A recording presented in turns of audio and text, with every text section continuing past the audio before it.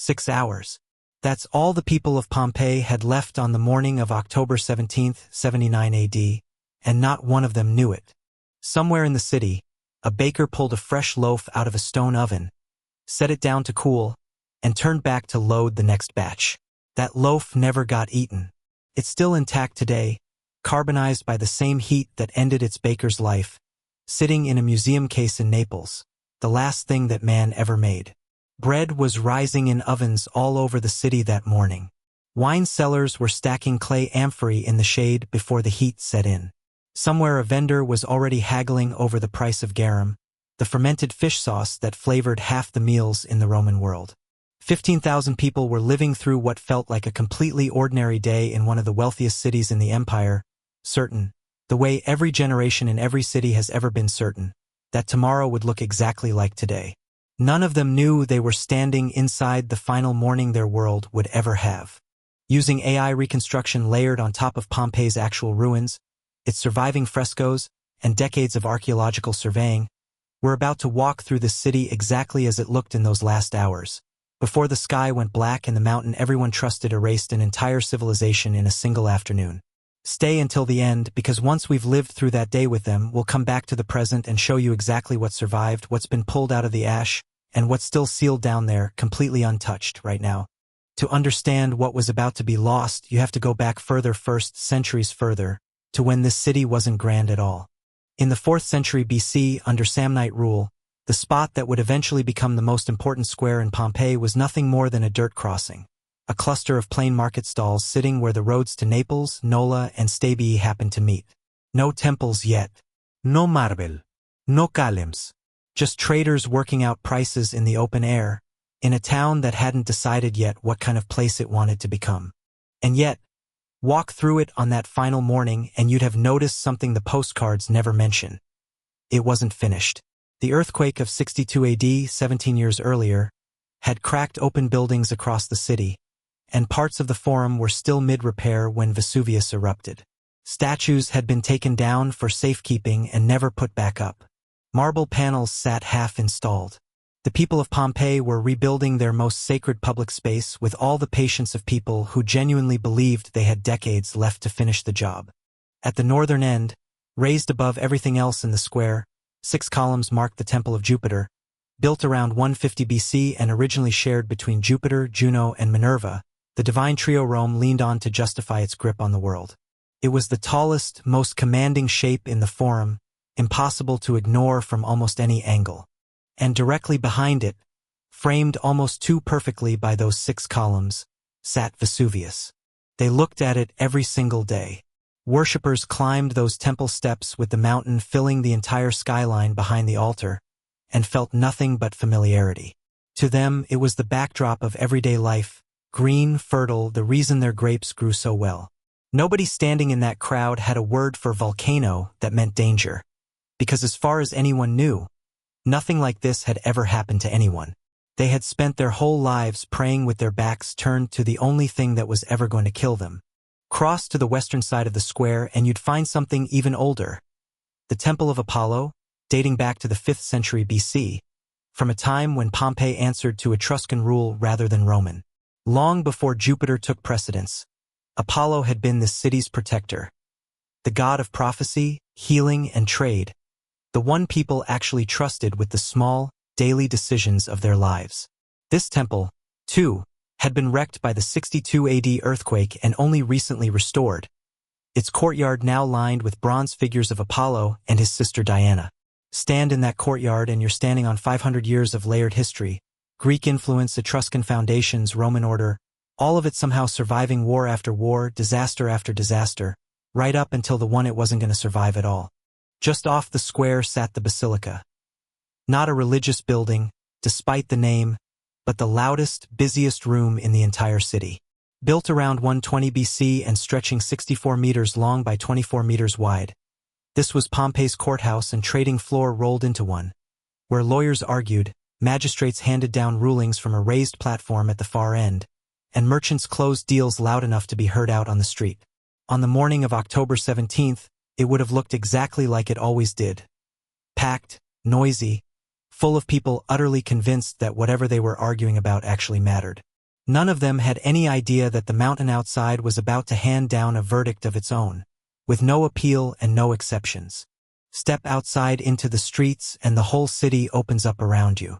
The roads were paved in fitted polygonal stone, with raised sidewalks and stepping stones placed so people could cross without wading through the runoff and waste pooling at street level.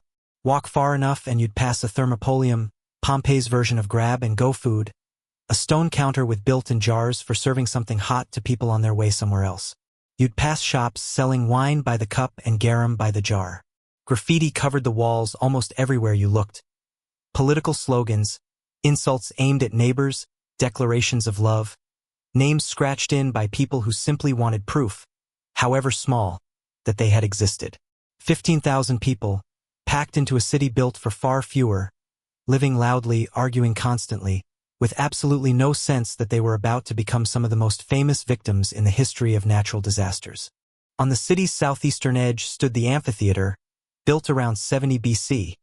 To this day, the oldest surviving stone amphitheater anywhere in the Roman world, older even than the Colosseum in Rome itself, could hold between 15,000 and 20,000 people, meaning on its biggest days, almost the entire population of the city, plus visitors pouring in from across the region, could pack inside at once.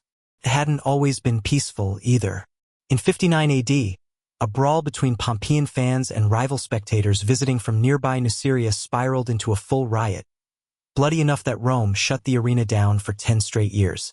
By 79 AD it was open again, hosting exactly the kind of brutal spectacle Roman crowds had built their entire culture of entertainment around. Picture sitting in those stone seats on a warm October afternoon, the crowd roaring below over a fight playing out in the sand, Vesuvius sitting calm and silent in the background, the single most dangerous thing in the entire arena, and nobody in the crowd was watching it. Just outside the city walls stood the Villa of the Mysteries, a sprawling estate built for Pompeii's wealthiest residents, and home to one of the most haunting fresco cycles to survive anywhere from the ancient world. Across one room, a sequence of life-sized paintings shows what many historians believe is a young woman being initiated into the secret rites of Dionysus ahead of her wedding. Women, satyrs, and divine figures caught mid-ritual in colors so deep and so red they barely look 2,000 years old. This was privilege in its purest form. Private courtyards, detailed mosaics, gardens designed for nothing but leisure, every comfort money could arrange. And when Vesuvius erupted, none of it mattered. The ash didn't check anyone's bank balance on the way down. It buried the Villa of the Mysteries with exactly the same indifference it buried the smallest, poorest home in the city. At around 1 in the afternoon on October 17th, everything changed at once. Vesuvius tore itself open. A column of ash, pumice, and superheated gas shot more than 20 kilometers straight up into the sky, so tall and so strangely shaped that a witness named Pliny the Younger, watching from across the bay, would later describe it as looking like an umbrella pine tree, spreading wide at the top before folding back down on itself. Within minutes, the sky over Pompeii went dark in the middle of the afternoon. Ash and stone started falling. Slowly at first, almost gently, the kind of thing people might have paused in their doorways to watch out of curiosity. Then it didn't stop. It kept falling, heavier by the hour, burying streets, caving in roofs, trapping anyone who waited too long to admit this wasn't ordinary weather. By nightfall, it was obvious this was something nobody alive had ever experienced. And it still wasn't over.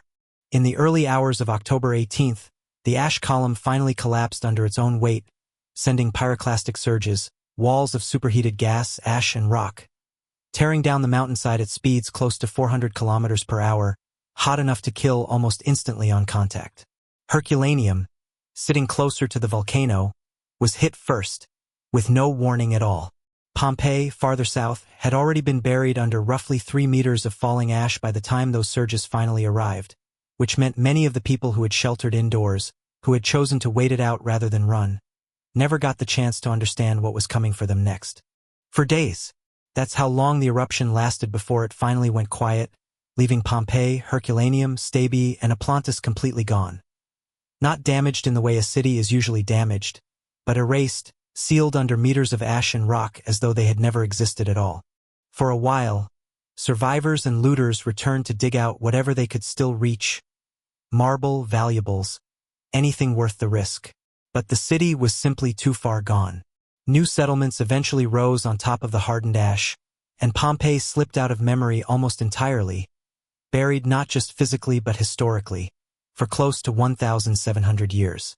It wasn't until 1748 that real excavation began, and what came out of the ground stunned the people doing the digging. This wasn't a ruin in the way most ancient ruins are ruins. Crumbled, scattered, picked apart slowly by time. This was a city paused mid-motion. Loaves of bread were still sitting in the ovens. Insults and love notes were still scratched into the plaster. People were found in the exact positions they had died in, preserved by the very ash that had killed them. No other ancient city on Earth survived its own death this completely. Walk through Pompeii today and you're walking through that same paused moment. The Forum still stands, its travertine paving and column bases excavated and partly restored, Vesuvius still visible behind it, the exact view that once looked, to the people standing there, like nothing more than home. The Temple of Jupiter survives mostly as foundation and a handful of columns, and the view from its steps, looking back across the square with the volcano behind you, has become one of the most photographed shots in all of Italy. Pompeii disappeared in an afternoon, and because of that, it remains one of the only places on Earth where you can stand exactly where they stood, look up at exactly what they saw, and feel for just a few minutes what it was like to live in a city that had no idea it had already run out of time. Tell me which city you want resurrected next, and I'll bring it back exactly like this.